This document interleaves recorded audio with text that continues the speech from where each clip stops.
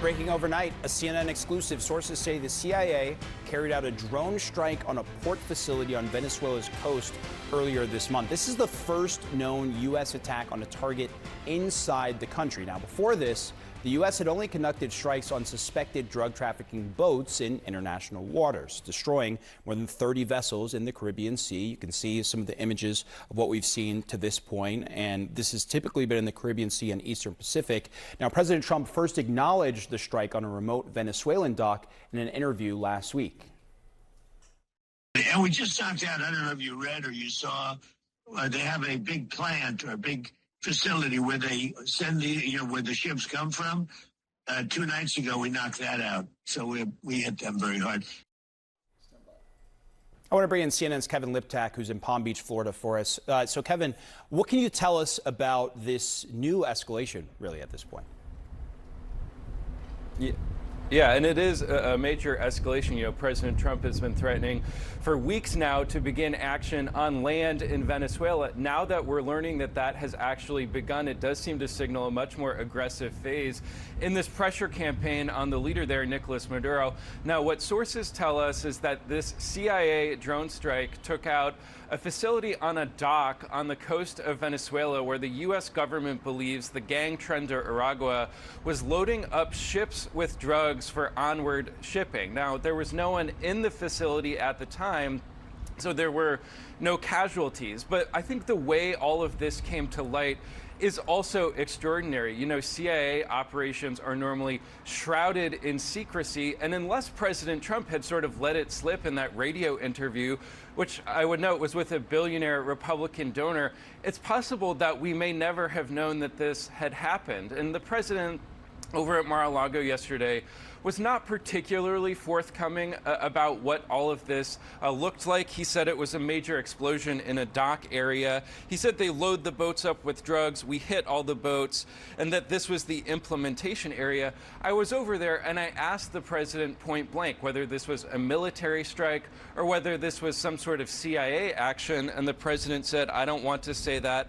I know exactly who it was." So you hear him there sort of not revealing any more details than he let slip in that radio interview. You know, the president did authorize the CIA to take action inside Venezuela earlier this year, but this is really the first we're hearing of what exactly they've been up to in that country. You know, the focus really publicly from the administration has been those strikes on the alleged drug boats. And yesterday, the Pentagon announced that they had struck the 31st boat. This was in international waters in the eastern Pacific Ocean. They say that it was transiting a known narco trafficking route and that 2 alleged narco traffickers were killed. But as with previous strikes, they didn't provide any evidence to back up those claims. That, of course, has drawn all kinds of scrutiny from Congress, who say that this could amount to extrajudicial killing. And so now that we know that these actions have begun on the ground in Venezuela, it certainly does signal that we're entering a new phase of this pressure campaign, Omar.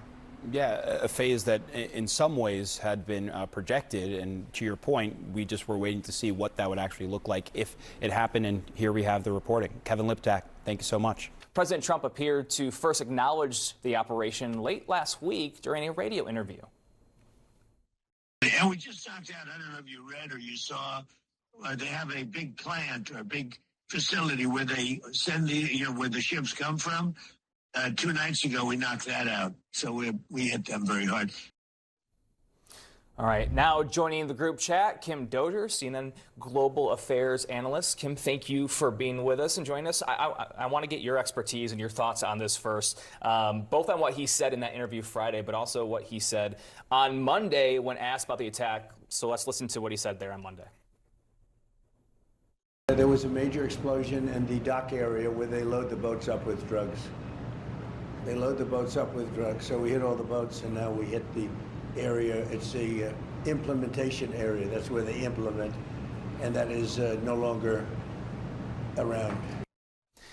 Okay, so he's talked about this twice now. Yeah.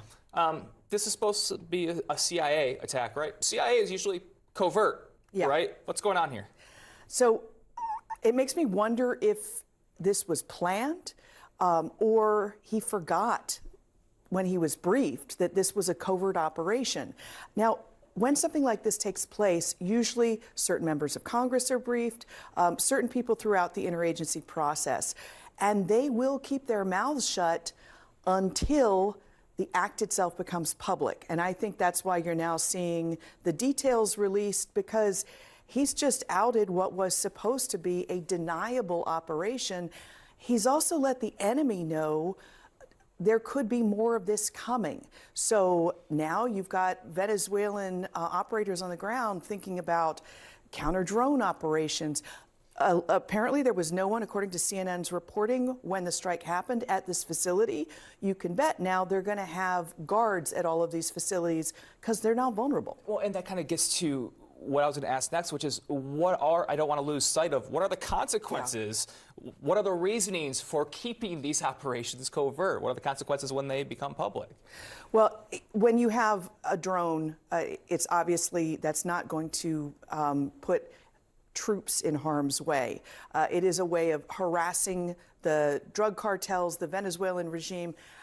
It's unlikely to unseat Venezuelan strongman Maduro, but at least it shows that the U.S. is doing something, and it seems it's almost performative, and that's possibly why Trump brought it up in public. Okay.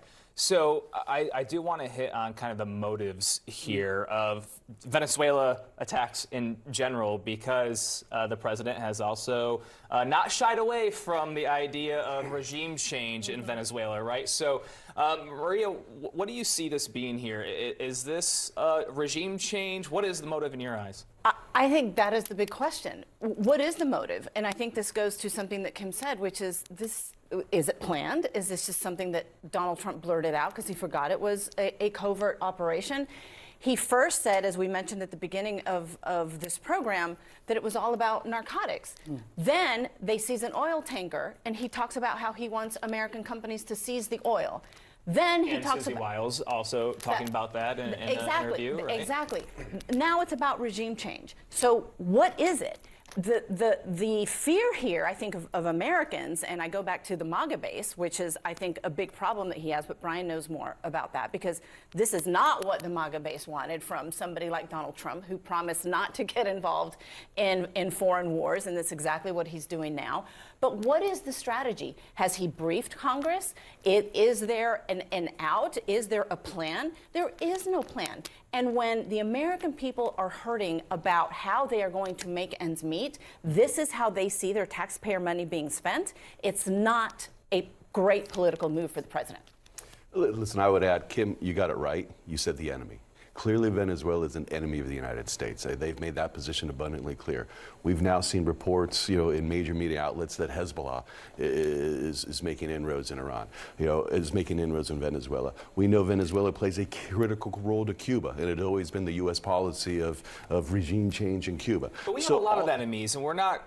Yeah, but not in our hemisphere like that. These guys are in our hemisphere. And what we've always done in the history of the United States is when somebody comes in our hemisphere and threatens our hemisphere, we flex our muscle. And we should never apologize for flexing our muscle in our hemisphere. And so I think there's multiple things going on with Venezuela. Obviously, there's the drug component that allows them to come in and do something. There's the regime change component that is critical. But this Laja Maduro does so many more things for the region, Cuba, for other things of having these dictators in the region that are welcoming our enemies, that are welcoming North Korea, that are welcoming Iran, that are welcoming, Russia, that are welcoming China. Like, that doesn't work in our hemisphere. And we have a president that's finally saying, you know what, enough. And whether I think he will ultimately, more and more people will be briefed, because there is a case to be made.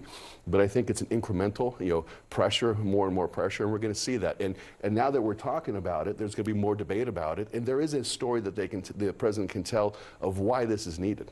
Right. And I do. You just did it more eloquently than he ever has, and I don't think he's going to repeat what you just said.